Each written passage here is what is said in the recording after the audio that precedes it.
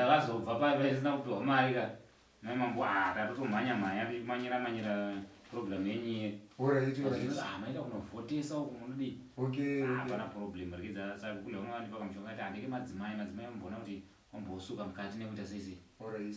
vandakavapa iyo handisiuziva kuti zvakazoitei aiwa ipapoka ndinoda kutenda zvechokwadi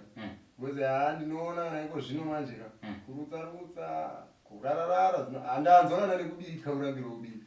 munoti mimba mudzimai nyaya kutobata pakaipa aiwa makagona basa aiwa ndimwana ndoda mukaona munhu agona basa regaisa kutendeni maoko madam amuna kafaika here ingori neka alright aiwa regai nditendi aiwa regai nditendi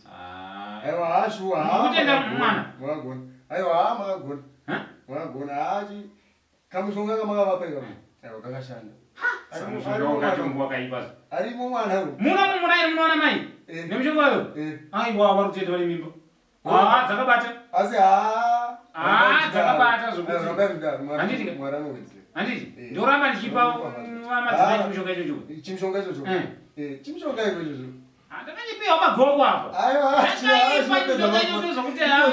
iko zvino rudo hwaya hapana zvororo kana mungoda umwe mwana mungondiudza kuroti haticharambi tinopiramba toshawakadzinza kechindevere ukanenge kabva pamutumbani apa aiwa zvasingaaasaka tatova nemwana wechindevere aiwa mwana atowapo mudevere cross nation saka isusu regedza itendi hatakufamba samochengeta mwana wedu imimi mwana wedu ngachengetwe aiwa mwana muchengetwe saka inyaya yakanaka aiwa pakanaka